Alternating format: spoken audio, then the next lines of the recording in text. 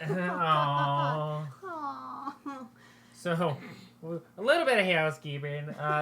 This is only the second episode of 64 Bits of Rage. Yeah. ASInquisitor's Nintendo podcast. But Ariel is unfortunately sick and losing her voice, so Slightly sad frog. she might be a little quiet. We'll try to like equalize voices out and Good luck with that. Post, but I could just get really close to the mic. really sensual. No, I'm not gonna do that. That's creepy.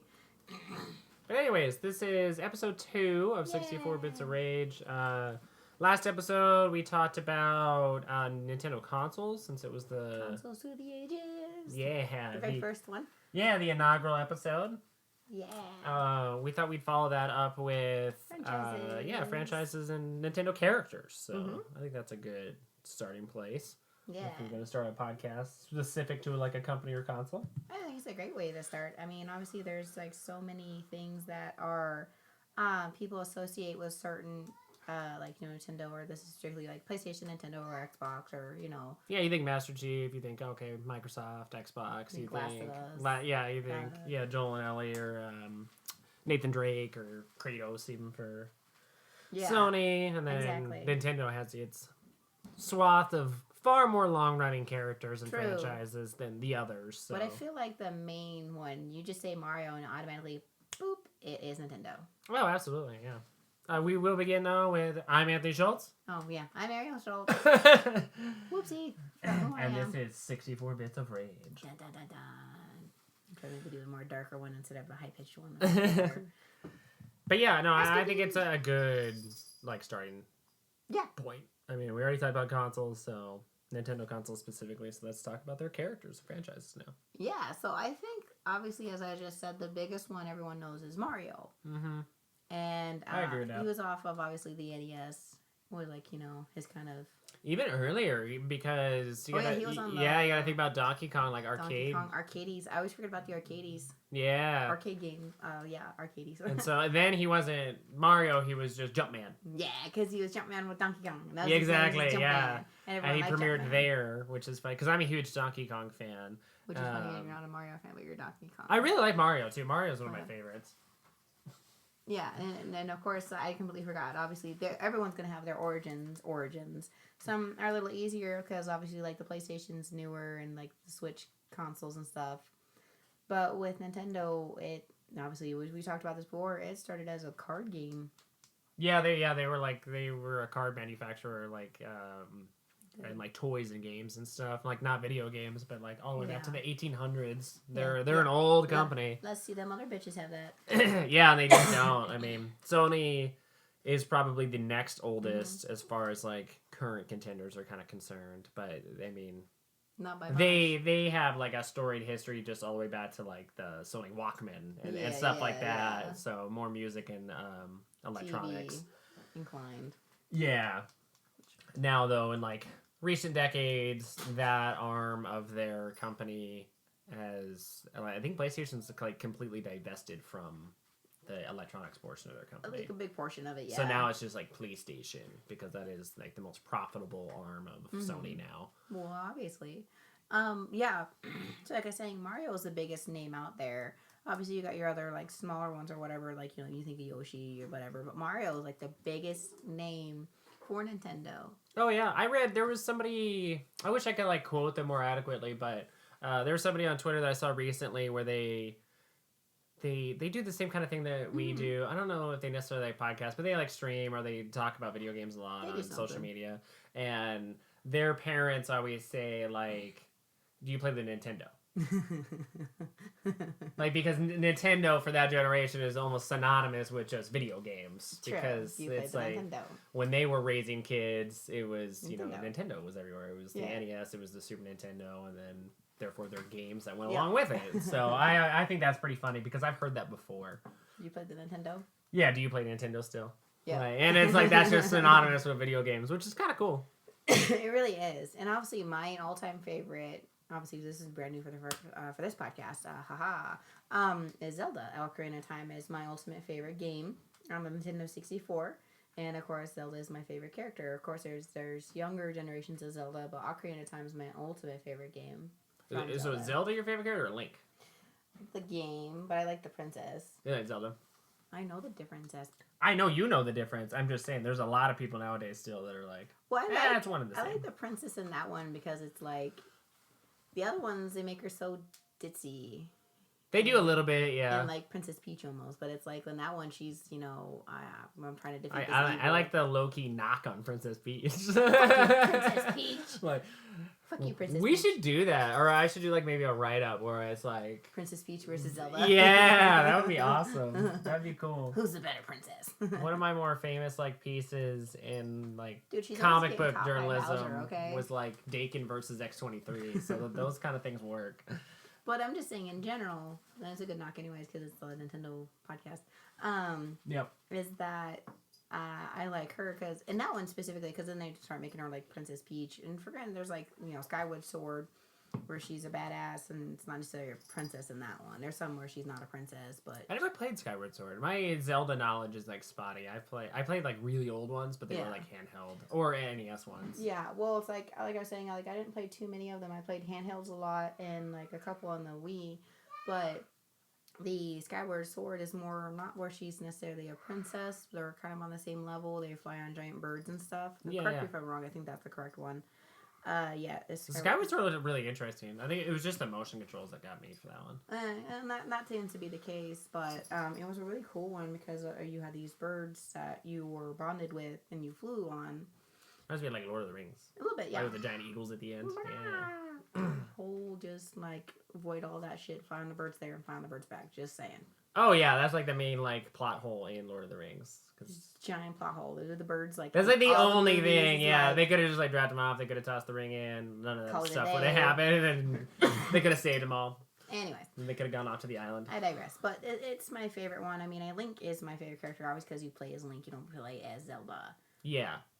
But it's still that's my favorite one to play with. Obviously, the one I always thought it was weird that series was never named after Link.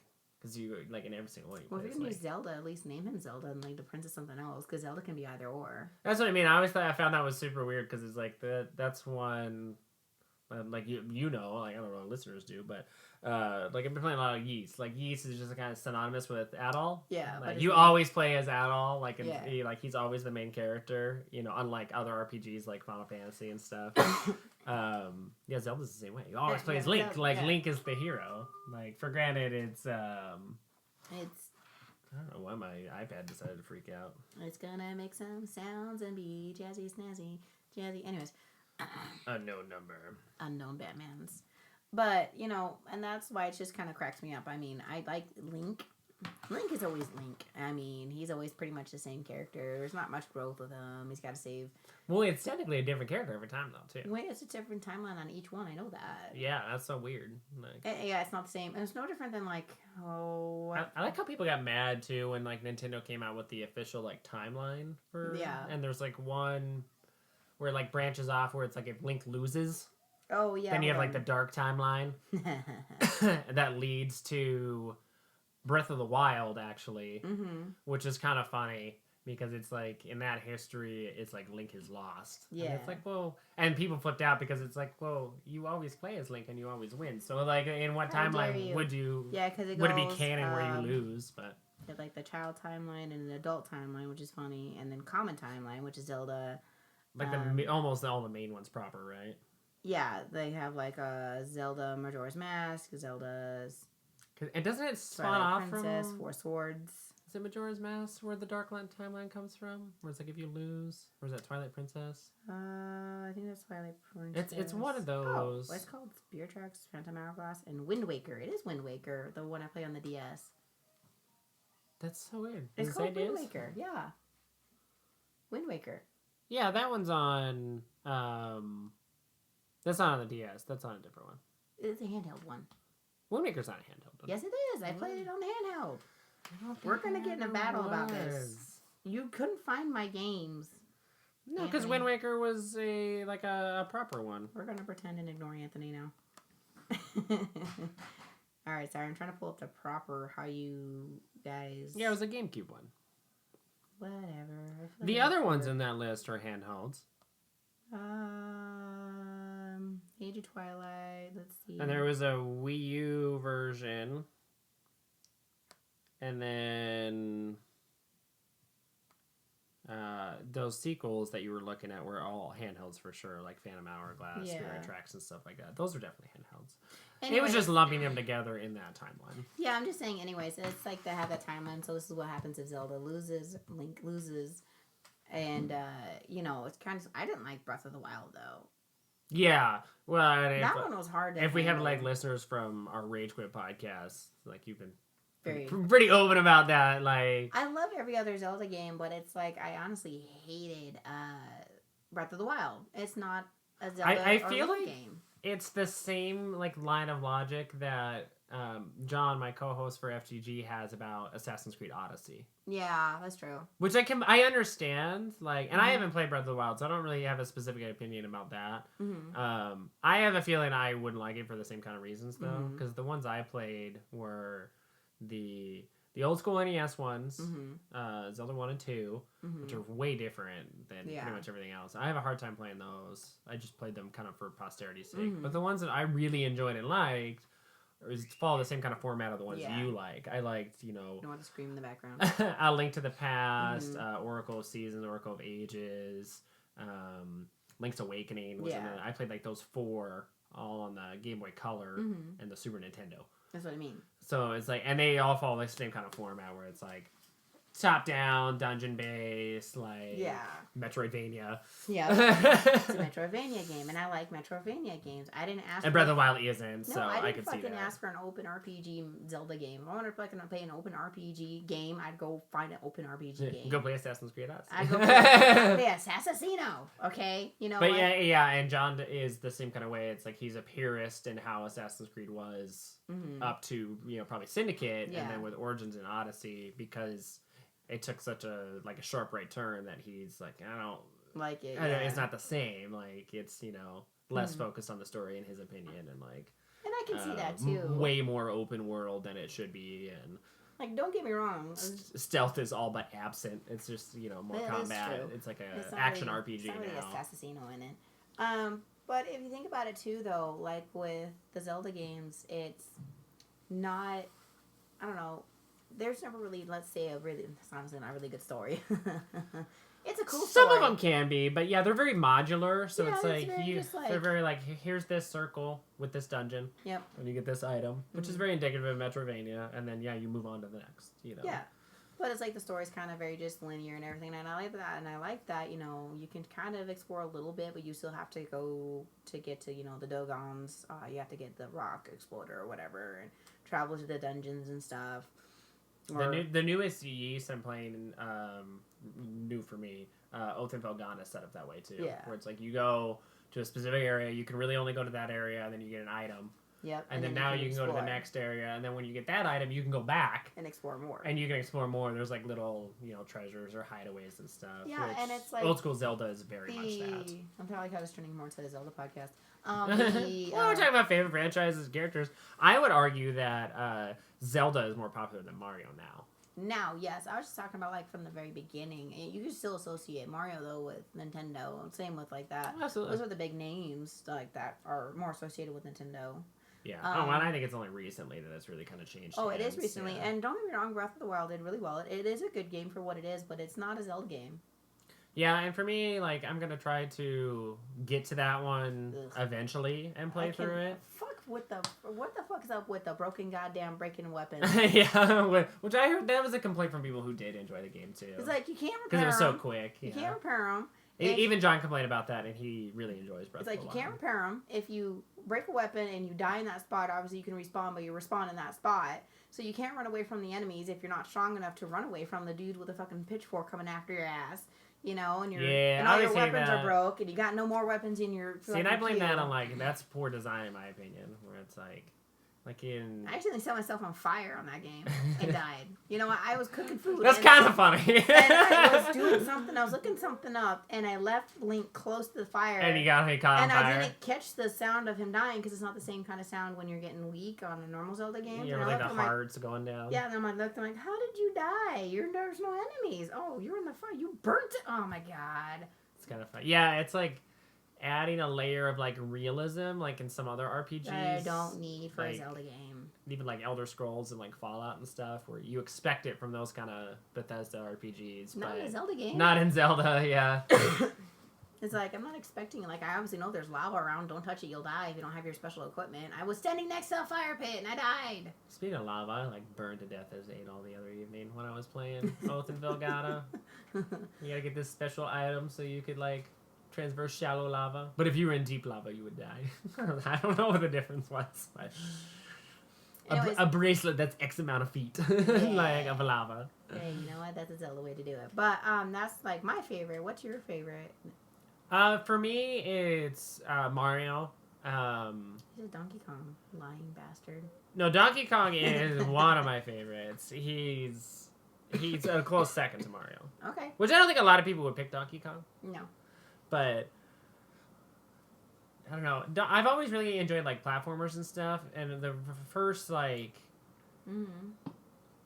really well done platformer in my opinion that it still holds up that I have played like since, and then they've done like sequels to that are along the same vein now is Donkey Kong Country on the Super Nintendo. Yeah, and I like Donkey Kong Country too. So I really like that one, and then there was like a lot later there was like Donkey Kong Country Returns, and then now there's Tropical Freeze, which I really enjoy, and then it reminds me a lot of like Crash Bandicoot and stuff like that, which I played when I got on the Sony kind of bandwagon. So I always just thought they were just fun to play. Like it was just the gameplay loop was fun. I thought the aesthetic was kind of cool. My absolute favorite though, like Nintendo first party game of all time is Super Mario World. Nice, yeah. So that's why Mario kind of like edges out Donkey Kong just by a little bit. It's because that one I played like over and over, and I wish there was more. There are a handful of Marios that are like that, but I wish there was more Mario games that were just that. So, with that being said, what do you associate with Nintendo? Like, what do you... I'd say Mario. I think you're right with that, yeah. I think... I'm not saying it can't change or people are spreading out their differences. Well, and also, like, when I was a kid and even when I was, like, a teenager in my early 20s and very much, had time to play games. You don't have time now. What? You don't have time now? I do now because it's a part of my job and business, but more so than I have in probably the last 10 years, though. Yeah, fair enough. But yeah, I don't know. Mario was he was just at the forefront of like Nintendo and gaming, so it was like you just automatically associate with it. Now because I'm like more on the pulse of what's going on and things have changed and stuff, I just see more people talk about Zelda or have debates about Zelda, and then I feel like there's more like excitement for Zelda games. Like Breath of the Wild 2. I feel like the Switch sold really well I think it would have taken off no matter what, but I think it sold really well at first because it launched with Zelda. I'm not sure if Mario would have been able to pack the same kind of punch like it used to. Yeah. With older consoles. But that being said, like one of like the few first party games I played on the Wii was with the motion controls and everything was Super Mario Galaxy. And that's one of my favorite Mario games too. I really enjoyed that. And I have Super Mario Galaxy 2 and I played like a little bit of it and want to eventually go back and finish it. And I really want to play Odyssey. Yeah. But for me, Super Mario World was just like awesome. Like I absolutely loved it. Yeah, I play it like once a year. It's great because it's available on the eShop on the Switch, so I can play it. And I don't know, like it's like just like the right length. The platforming's still really smooth. Like the bizarre story of Mario is still there. Like it's what I think about when I think about like Nintendo and Mario in particular. Like I said, when I think about Donkey Kong, which is a close second, I think Donkey Kong Country on the Super Nintendo. But a lot of my knowledge of Nintendo, in particular, is NES and Super Nintendo. Yeah. And then I had this huge like block in the middle where I missed out on like the greatest Zelda games, and I missed out on like the first 3D Marios.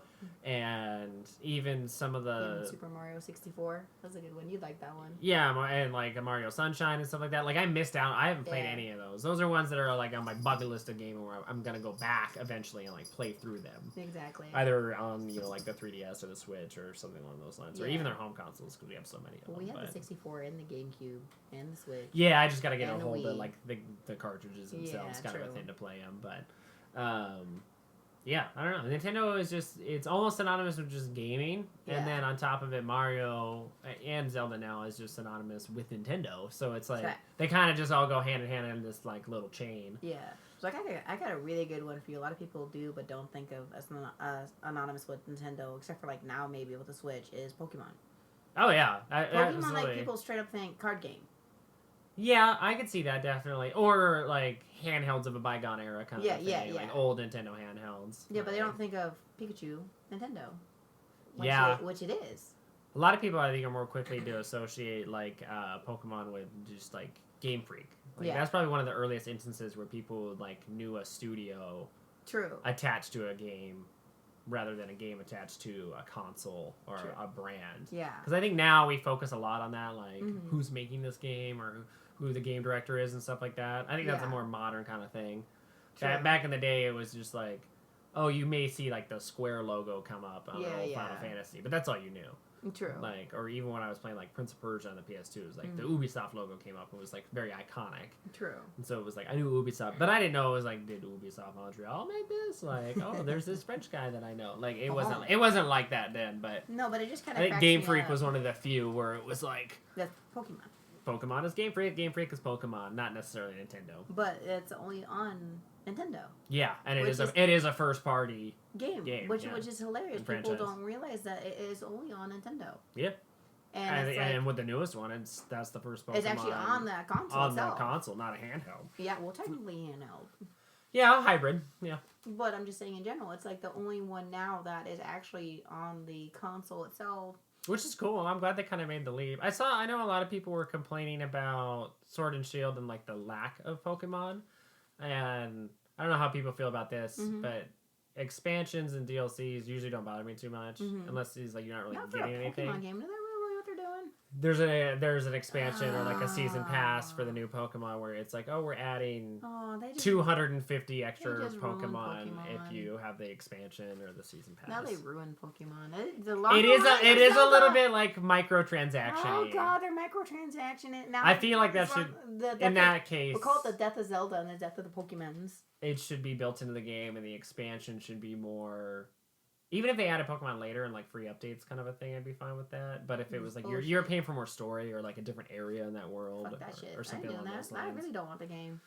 Yeah, like I said, that's kind of like an EA move. Sun and Moon shit and fucking tutorials, bitches, and now I've got DLC for what the fuck? It's Pokemon. Stop messing things up. That are good, Nintendo. I love you, but god damn it.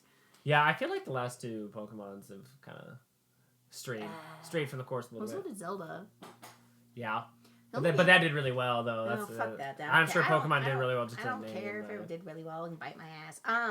What I'm saying, though, is another thing, too, like with other, like there's obviously huge franchises within the games and stuff. And one I'm really excited now they're bringing back is Animal Crossing.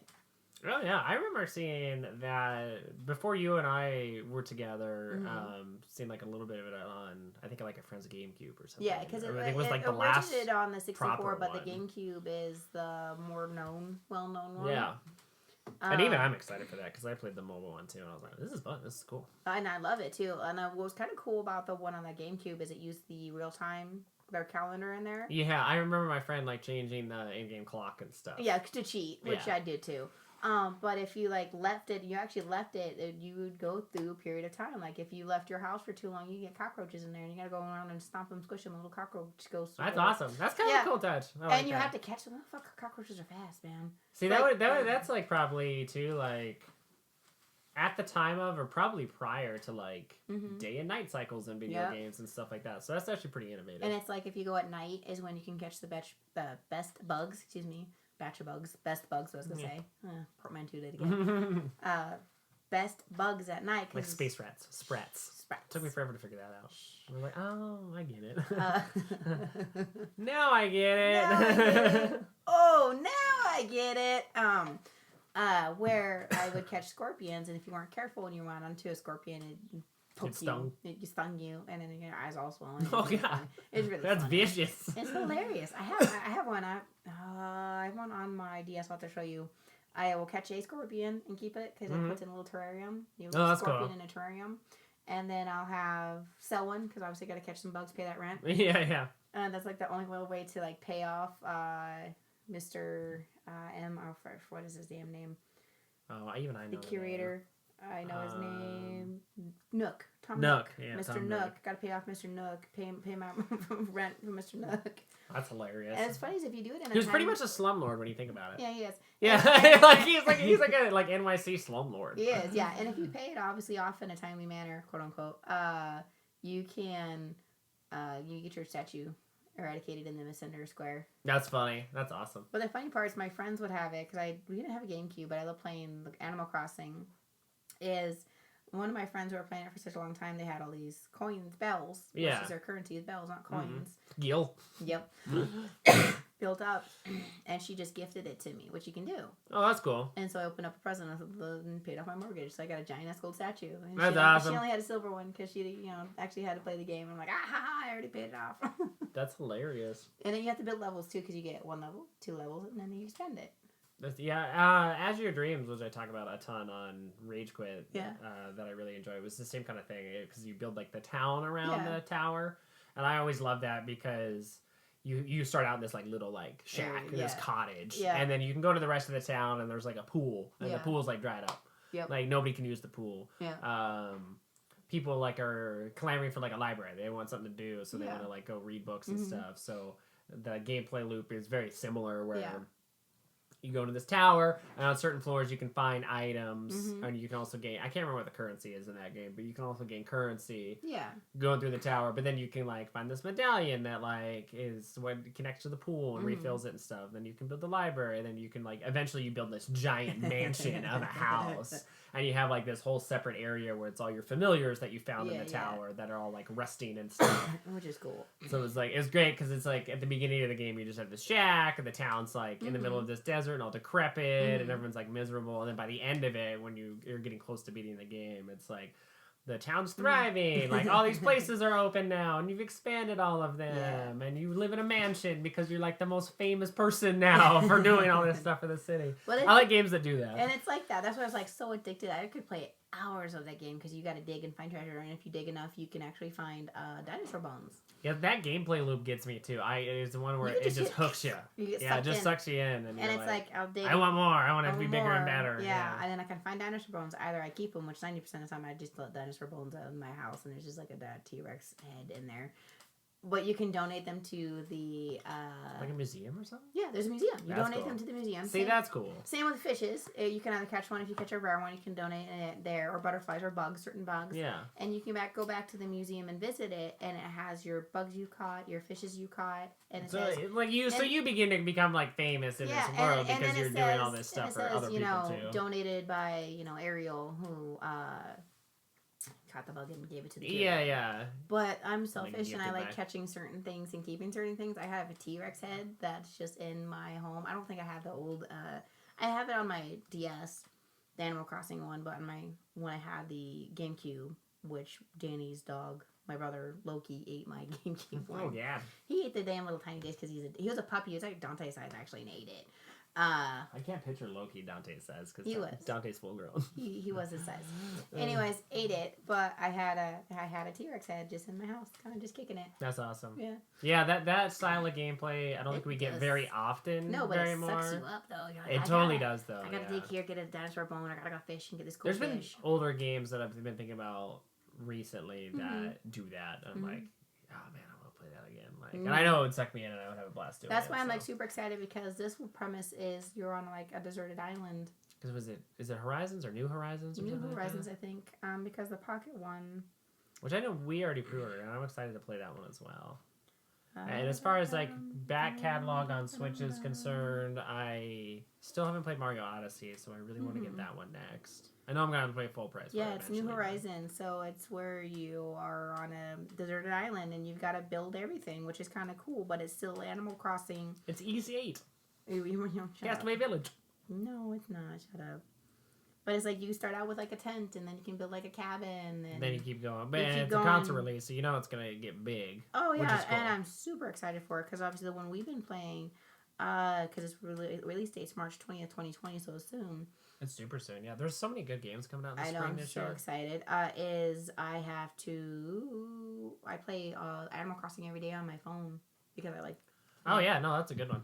I played a little bit of that and really enjoyed it. So. Well, I get sucked into it again. I'm like. Go here. Go over here. Some old games. Gotta do this task. Well, that's why they call them gotcha games. Gotcha games. All my tasks aren't complete.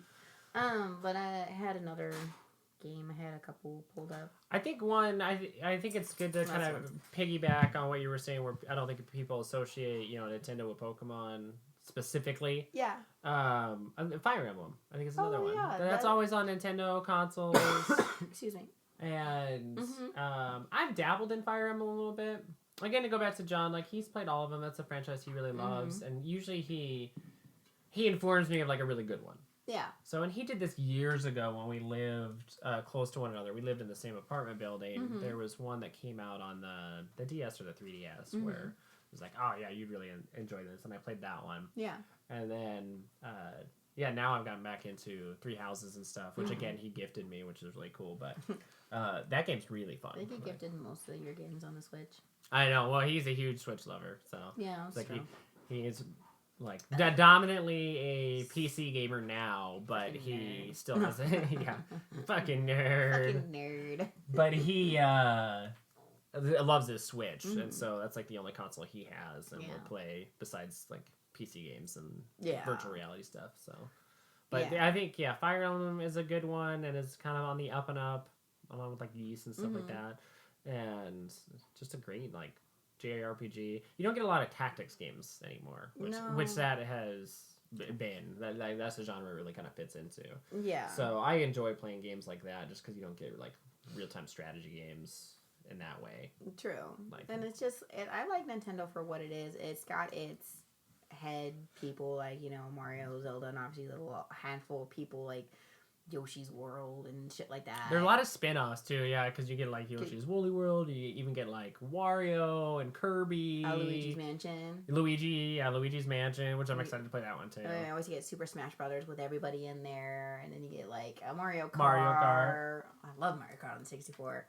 Even like I always like this just because I enjoy the Olympics, but like the Mario and Sonic Olympic games and stuff, which is kind of cool. Like these main mascot rivals are now in the same game on a Nintendo console, and you get to play little fun mini games. And it's like obviously every kind of system has their AAA games and stuff, but I feel like Nintendo's got the most. Oh yeah, absolutely. You're never gonna play Mario on PlayStation. And the crazy part about that is like you think about Sony and the evolution of PlayStation on Nintendo. Yeah, and Wolfenstein too. You think it isn't like they started with like Crash Bandicoot and stuff like that, and then we just have a Crash Bandicoot. Yeah. Like or a couple of them every generation. Yeah. It's like they stopped doing that. They moved on to like Jak and Daxter. And then Uncharted, and then Last of Us, and then we went like God of War, which then was soft reboot this generation. Ghost of Tsushima will be new. There was like evolving and changing. Nintendo's done a really good job of like all of these characters that we talked about and all these like franchises and stuff started back in the NES and Super Nintendo days. Yeah, they've really been around for years. And they just have kept going, and they've done a pretty successful job of like reinventing themselves, that character franchise, whatever you're talking about, per console. It's just not like the NES and Mario. It's not the same thing over and over again, because it's like even as much as I like enjoy Uncharted, it's the same style of game every single time. It's usually just different context, and then they seem to try to go like bigger and better, like bigger spectacle or like cinematics or mythology or whatever, something along those lines. But there's a like a marketable shift between Super Mario World and like Mario Sunshine. Exactly. And then same kind of thing to like Mario Galaxy. I'm really surprised you never played like Super Mario 64. You'd love that one. I really wanted to. I just didn't. It was one of those things where because I was in late elementary school, like early junior high when those consoles came out. Mm-hmm. So it was like I had to pick. Oh, yeah, you didn't have me where I have like a shit ton of siblings and we each got our own console. It was just me, and I was the only one that played games, and so it was like my parents were becoming like better off financially at that time, but it was like it was like you had to pick, and it had to be like cheaper. You know, I had to wait like a little bit before like prices came down. Yeah. So like it was like, am I gonna get a Nintendo 64 in 2000-ish, or am I gonna get a PS1? And I wanted a PS1. Yeah, it was probably the same kind of reasoning that I wanted a Sega Genesis when I was a kid. It was like the cool kid on the block, like, and so I wanted that. Everybody's got a 64. I'm gonna go for PlayStation. Exactly. Yeah. Whatever, bitch. And so I ended up getting a PlayStation, and then I've just stuck with it for 20 years. I've always had Nintendo. Like, I've veered off toward handheld because I didn't really particularly like I liked the Wii, but I didn't want a Wii. I wanted the handhelds.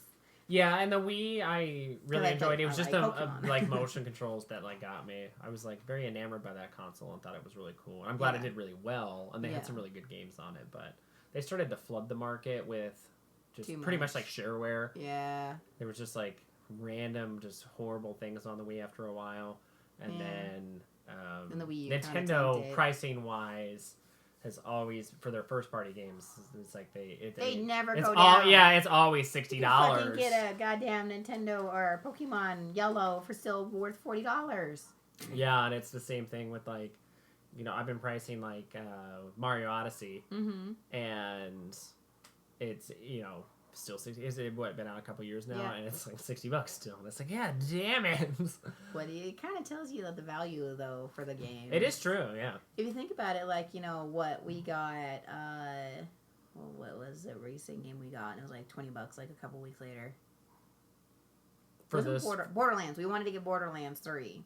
Oh, it was like $60, obviously. Yeah, it was like $60. So what? September of 2019. So just last September, it was new. It had just released, and $60. And then by the time the new year rolled around, so 3 months later, it was like $24 on Amazon. And the PlayStation Network had a sale going, a holiday sale, and it was only like $33 or something like that. It was already like half off digitally, and then via Amazon, it was like 2/3 off or something ridiculous. But it's like and third-party games are always like that. But if you try to get, let's say, a Mario game, it'd still be like... Oh, I'm sure Breath of the Wild is still $60, and that was a launch title for the Switch 3 years ago. Right? It's $40. Wait, that's not cheap. Well, yeah, Nintendo, actually, that's cheap. I'll get it. Yeah, I did read an article recently, like within the last couple days, where it was like... I can't remember what outlet it was, but it was like... Oh, they actually have some Nintendo first-party games that are like $10 off. It's like $50, and they're like, Nintendo never does this. If you don't have it, go buy it because you'll never see it again. And I was like, that's funny. Like even the writer of that article knew, like, well, it's just like what we all know as Nintendo gamers.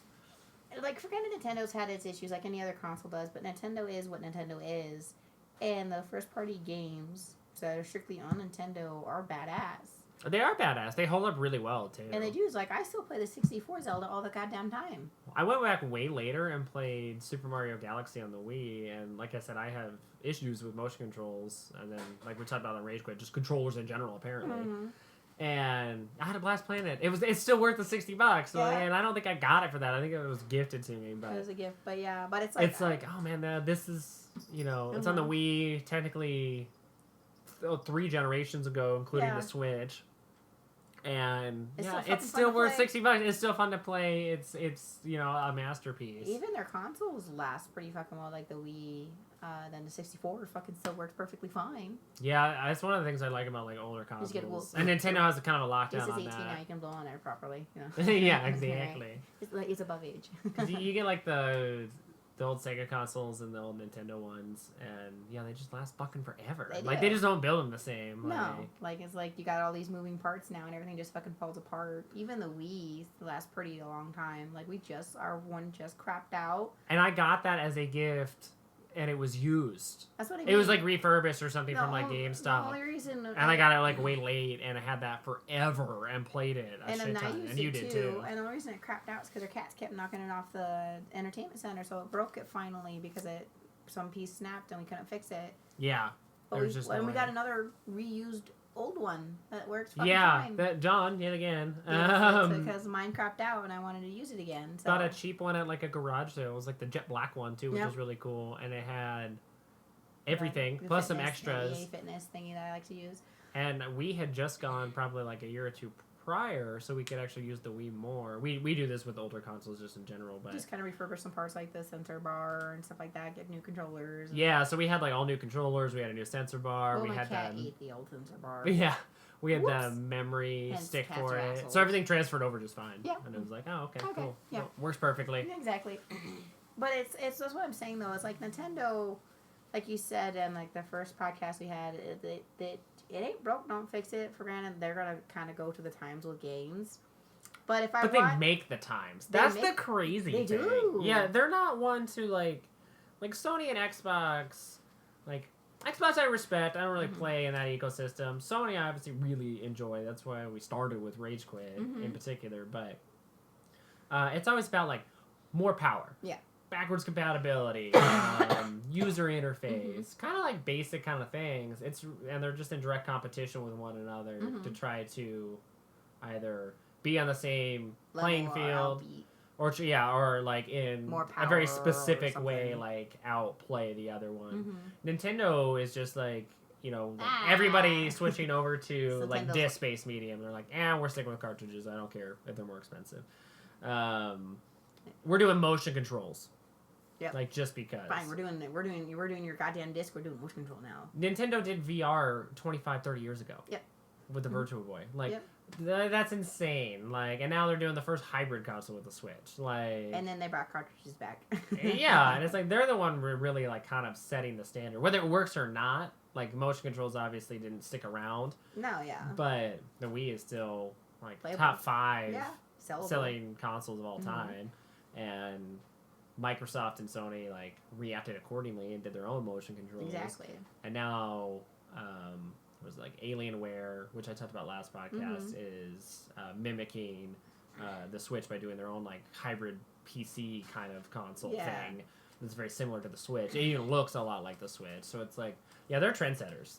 Like, they are. And they just kind of go by whether it works or not. It really doesn't matter. It's like they're always just going to do what they want to do to see if it works. And that's cool. And then they take risks. They take risks, and whether it pans out or not, they're so popular. People aren't mad that they took the risk. No, I think we missed a lot of that from even other tech companies just in general. It's like there's a lot of tech companies where it's always like just the for sure bet. So this sells, so let's just improve on this over and over and over again. And instead, Nintendo's like, well, this would be cool. Let's R&D this and do this instead. Let's do motion controls. See if that works out. See if we can usher in kind of a new wave of gaming. And they did. Hybrid console. Wii U flops, but they did right with the Switch. Yeah. So it's like they learned from their mistakes and just improved on it. And still kind of doubled down and went for it. ATM and coined the click sound.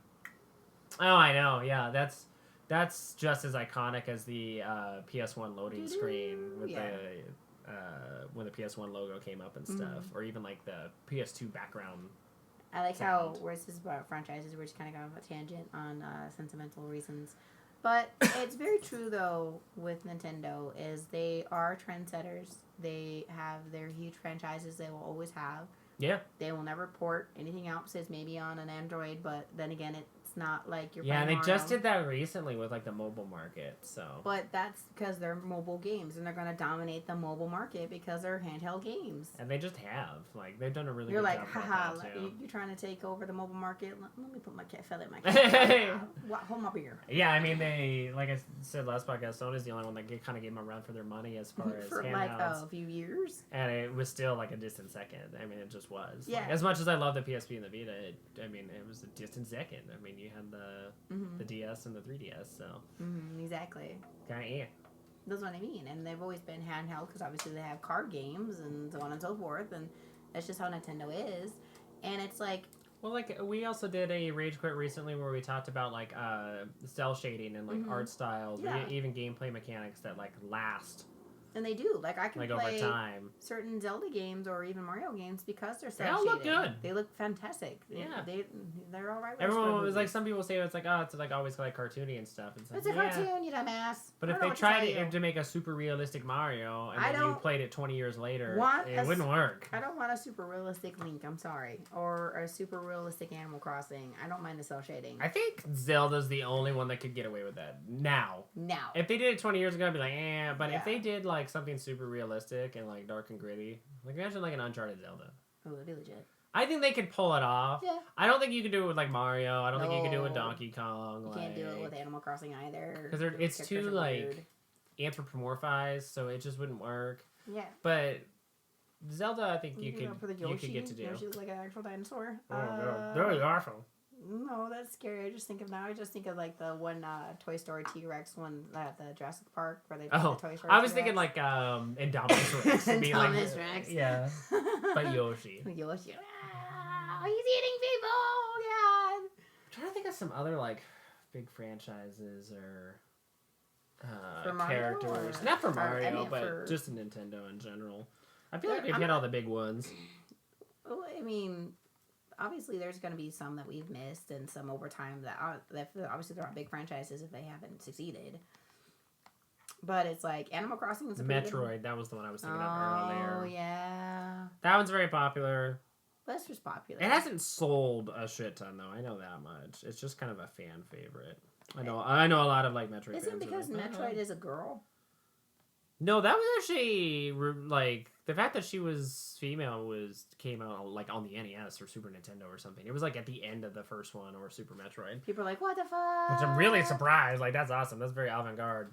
30 years ago. But I'm just saying in general, just because she's a female, not because she's a female. That's poor phrasing. But I'm just saying. Splatoon's a big one now. That'd be like a newer one. Yeah, that shit we don't play though. No, but talk about a good like online Nintendo one. Splatoon reminds me along the lines of what is that one that everyone likes? Fortnite. Oh, a little bit more grounded though. I don't think it's a battle royale game unless they have battle royale modes in it. I don't know. Well, it's along the lines. I didn't say it's exactly like it, Anthony. But still, yeah, I get where you're coming from. And we don't play games like that, anyways. We don't like online games particularly. No, once in a blue moon I will. Usually, as far as I get is like games as a service, but then I solo them. So like I played through the story and the first 2 Destinies by yourself. By myself, soloed it. And so of course I never did any of the raids. And then the Division. Yeah, well then you play 76 too by yourself. Yeah, 76. I always solo that. Yeah. I've had people who wanted to play on my own. We play... What MMOs are meant to play by yourself? Forgot they're online. Yeah. Nowadays, a lot of MMOs are built so you can solo. Back in the day, they weren't. You had to have, like, parties and stuff. Woohoo! People are like, nope, just kidding. JK Lols. I remember trying to play Final Fantasy XI, which was an MMO, and that game was geared towards having a party, like, every step of the way. So I never got very far in it. Aww. John tried to help me... because he's the only one, like, few people I trust to play online with. Tried to help me with that one because he really enjoys the online Final Fantasies, but I just could never get into it. I had a hard time. I just want to play Final Fantasy by myself. I think we hit really all the big ones, to be honest. Yeah, there's a couple probably little ones out there, but I'm talking about ones that are Metroid's a good one. Ones that are still coming out to this day, and people are wanting to buy and play, and not wanting to get, for instance, like Metro probably has a new one coming out. I don't even know if they have a new one coming out. There are rumors that there is a new Metroid coming out because the Metroid Prime trilogy, which I can look up, was very popular. Mm-hmm. And that was probably like the most recent ones that did really well. I played Metroid on the NES, and I played Super Metroid, which is one of my personal favorites on the Super Nintendo. But I'm just saying, I have not played one since then, though. That's what I mean. But I'm just saying in general, it's so like Metroid Prime came out in 2002. Metroid Prime 3 came out in 2007. So it's been like 12 years. 13, yeah. But you're always getting some type of Mario game. You're always getting some type of Zelda game, essentially, within, recent years. You're always getting something developed, whether it takes a year or two. It's always coming out with a new game, even if you handful of years, even if it's 5 years, because it takes development for the game. But you're always having people. Yeah, so there definitely is a regular like kind of churn rate with Nintendo. They have a good job with like pacing. They do, even if they have to reset it or. So it sounds like Nintendo like Mm-hmm. has a Metroid 4 in development. They announced in like 2017. We shall see. And then I've also heard rumors that there's a new Donkey Kong game for the Switch possibly coming. That hasn't been announced. That's just like rumor and speculation. But Donkey Kong Country Tropical Freeze was a Wii U game that was ported to the Switch. So hopefully we'll get one for the Switch proper. Fingers crossed. Yeah. All right, I think my voice is going out. Fair enough. But yeah, no, I think that was a really good conversation. I think we really hit on like all of the main Nintendo mascots and franchises. Obviously, we have our favorites, so feel free to sound in the comments if we forgot something or maybe something a little bit more obscure is your favorite. Or what's your favorite? Yeah, even if it's like Kirby or some of the... Oh, I forgot about Kirby. You're looking forward to a new Wario game or something along those lines. Sound off in the comments and tell us what's your favorite, new or old, or maybe if you're looking forward to something, whether it be Metroid Prime 4 or a new Donkey Kong game or Breath of the Wild 2 or Animal Crossing. I want to hold off on buying that. We'll wait. we will definitely wait on that. But no, it's super exciting to see what the Switch is doing, and obviously to have the classics become just iconic. Yeah, and like you pointed out to me before, a lot of times I will focus specifically with the PlayStation because it deals with ASI or ASInquisitor, like streaming-wise. It's less about having fun, which is unfortunate. It's like trophy hunting or trying to produce really good content and be engaging, and so I have to play through it multiple times. But if I play games on the Switch... You're just having fun with it. You want to get the story. You want to just, like, play. Like one of my holiday kind of, like, backlog games that I played was Yeast 8, and I had a blast playing it, and it was cool to like finally see that story and stuff, but there are no achievements, there are no trophies. I don't have a way to stream it right now. And so it was just about playing the game and having fun. Exactly. And I think Nintendo really embodies that. I mean, I'm not saying they're not going to change the times and eventually put trophies, but I honestly hope they don't. I hope they say that console is just meant for fun. That'd be cool. I hope that it does that. Like, it just is like, hey, you want to play some Mario, just unwind and not have to worry about if you did everything. Go ahead. I mean, of course, you're going to be mad because you missed a star, but... Yeah. I think for me personally, like, if they do implement a system like that, I would be less worried about it. I would just play still. It's still... I think it's one of those things where I have, like, such a crazy trophy list now on PlayStation from PS3 all the way till now. That you don't have to do it on Nintendo. Yeah, that it's like, I'll just focus on that because that's where I have my trophies or my achievements or whatever you want to call it there. So it's like that'll remain a focus for that platform, but I don't even if Nintendo implemented something like that, I don't think I would be upset really about focus on it or be like, oh, I didn't get I mean they're going to do what they need to do to keep up with the times, but at the same time they're just kind of beating to their own drum. Because I've even done that with some of the games you've got me for the Switch where it's like I platinumed Doom 2016 on the PS4. Now you're just playing it. And then I ended up giving that copy to a friend of mine to play because I platinumed it. And then Ariel, prior to that, though, had given me the Doom Switch copy. And I just played to play it. I had fun because that's one of my favorite games and I really enjoyed it. Just listening to the angry music in the background and killing some demons, Yeah, exactly. And it's on the Switch and you can do it handheld. And I got the awesome Pro controller now to be able to enjoy it. And I have a feeling I'll do the same thing with Wolfenstein. Exactly. Just because those platinums are so notoriously difficult to get anyways. Like, if I want to focus on that, I will on the PlayStation 4. But if I just want to play it... You can actually just play it on the Switch. Yeah, because I will probably within this year, to be honest, go back and play the first Wolfenstein. Yeah. Whatever the first one is on the Switch. And actually just play it. And just play it, Yep. Just so I have, like, kind of that breadth of knowledge and just enjoy it, because I do like those games. Yeah. And as a third party, obviously not Nintendo's, main franchise or anything, but it's cool that I have the option to do that now. Exactly. Because that is one thing that Nintendo has been lacking in prior consoles is you haven't been able to play a lot of third-party stuff. Yeah. There's been a lot of third-party support. But there is for the Switch, so it's cool to see. All right, well, I think that's a good stopping point for 64 Bits Rage Episode 2. Yeah. If you guys have any suggestions too, besides sounding off on like what kind of characters or franchises you're looking forward to with the Switch life cycle, or maybe just your favorites of all time. Also, you feel free to like recommend show topics. Yeah, So, we're always open to topics. Yeah, we do the same thing for Rage Quit as well. If you don't listen to that, but yeah, we would be more than willing to pick a topic from the comments or even an email and go with that for a show. Exactly. So yeah, it should be good though. 64 Bits of Rage is going to be a weekly podcast. So if you're listening to this, that means it's already out, and we have 2 recorded, so it will be out. Yep.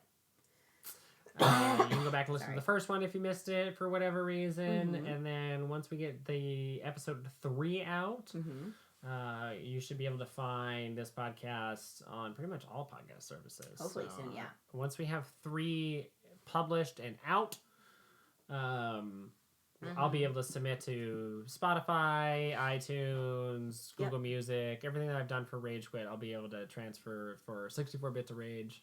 So yeah, stay tuned. Look out for that. If you have a preferred kind of platform to listen to podcasts on, it should be there after episode 3. Yeah, always. Good times. As always. Follow the bear. Follow the bear. Follow the bears. I'm Anthony Schultz. I'm Ariel Schultz. Have a good evening. Bye-bye. Peace.